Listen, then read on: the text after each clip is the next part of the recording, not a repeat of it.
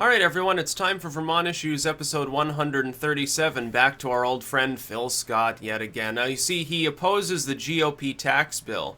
That means the only thing so far that he actually seems to agree with the Republican core on is marijuana, which is about the worst thing he could possibly agree with them on.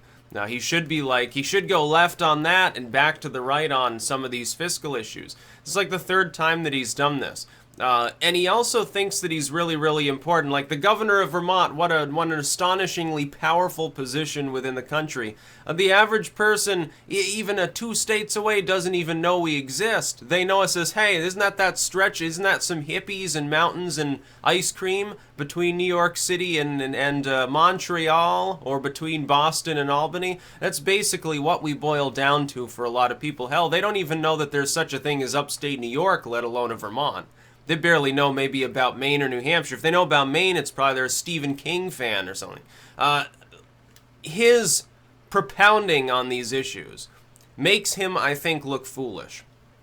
And the thing I just don't understand, because the rock-ribbed Republicans that still exist here, that like quarter of the population, a lot of them are total Trumpite mode.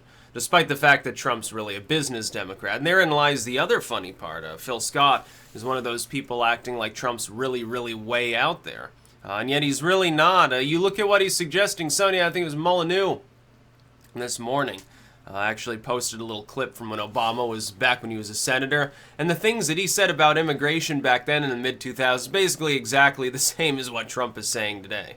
Minus the, hey, we're going to make Mexico pay for the wall. Everything else basically sounds the same. Yeah, we need to deport most of these people. Like, there are some exceptions.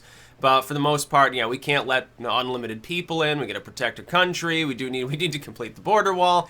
He's saying the same fucking things. Look, Bill Clinton did the same thing too.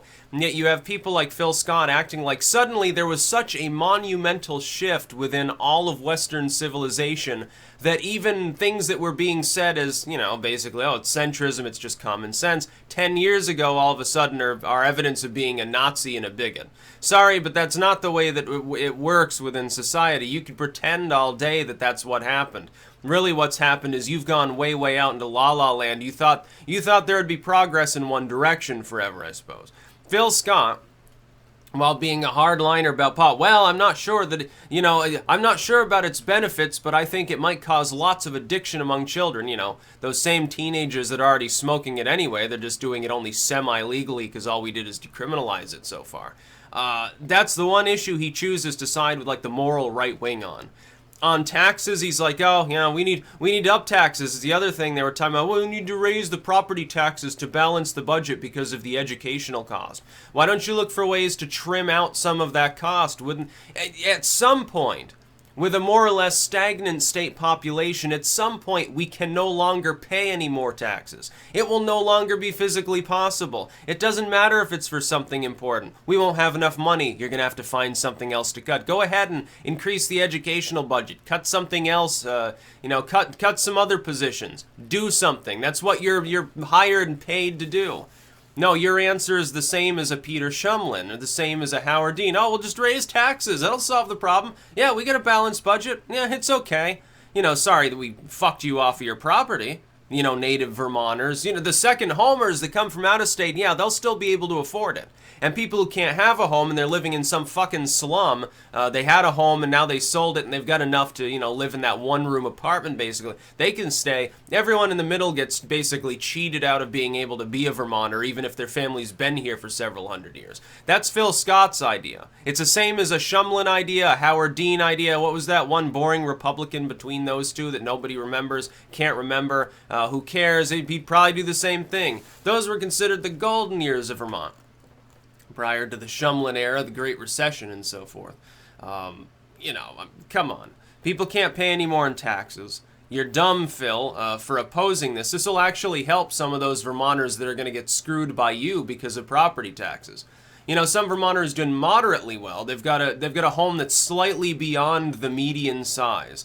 They're going to get jackhammered by the state, and, they already pay a huge amount of income tax just for the benefit of having pothole-filled roads and 5 months of winter every year where you can barely see the sun. They pay for that luxury.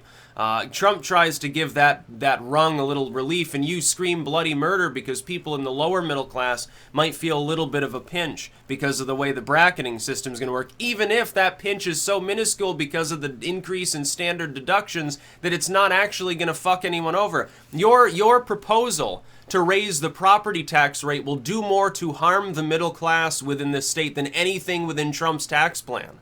And you have the gall to say, well, it's immoral, it's bad for people. No, it's not. What you're suggesting is immoral and bad for people. And your job is, by the way, to mind this state anyway. Look, if other people in other states have issues, it's none of your concern. You're the governor of Vermont. You're not Bernie, you're not a senator from Vermont. You're not a representative from Vermont. You're not a diplomat who waves around the Vermont flag and marches around singing about Ethan Allen in front of the White House every weekend. You're none of those things. You are a governor. Your only responsibility is within this state. Just like the only responsibility of the U.S. government is supposed to be within the U.S. You know, somebody like you would probably complain about a proxy war springing up. I would too. What's the difference between those two bits of logic? Well, let's stay here and mind our own business. Well, Phil, why don't you mind business here where we all have to live? You live here too. Mind things in the state of Vermont. Maybe you'll be a little bit more popular at some point. Somebody really needs to get him out of office. And somebody's going to have to go up against him. Somebody's going to have to run against him and actually do a good job. I don't mean to Sue Minter, whose entire platform boils down to, hey, I took Bloomberg's money. I think guns are evil. I'm going to bring New York City gun control to a state like Vermont. I'm sure that's a winning platform. I wish that Listman had won, and Listman wasn't perfect. But at least he probably would be an inversion of Phil on marijuana and on the GOP tax bill. He was sort of more of the Trumpite side of New Republicans. The business Republican side, as opposed to like the lamestream Republican core that's made up of lawyers and career politicians. Now, Phil Scott's had a business too. He's a rich dude, actually.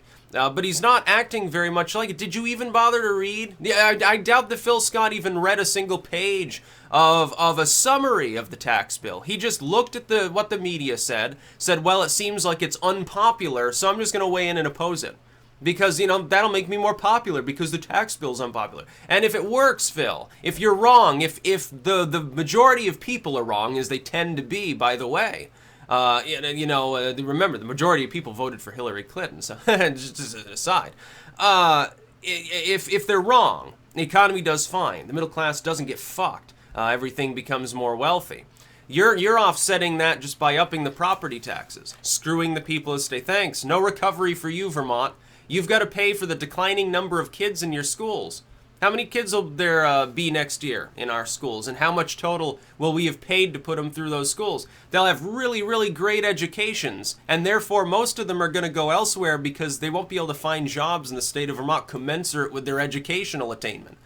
Oh yeah, I basically, because of my high school education, I went to UVM, graduate magna, did all these wonderful things. Graduate student, well, I guess I have to leave. I've got debt. There's no jobs in Vermont within my field. Hell, there are barely any jobs that would pay a halfway decent salary outside of my field. Now, maybe I'll make $30K, but this firm over here is offering me $80K a year to start salary if I move to South Dakota. And I'm getting offered like 75 grand plus really, really low cost of living to go down to Texas. Yeah, I think I'll be back when I retire. See, therein lies the problem. The only homegrown groups within Vermont that can get ahead. You're in nursing because, the old Vermonters, they come back after they make their fortune elsewhere. They get dementia, they come back, have a second home or live in a retirement community. So a nurse, certainly, and teachers, because of course the state throws money at you every time you cry, even though you have less and less actual work to do that doesn't involve government bureaucratic legalese. That's the majority at this point of what these teachers have to do. Fill out paperwork for the state more than they grade the kids' homework practically. It's totally moronic.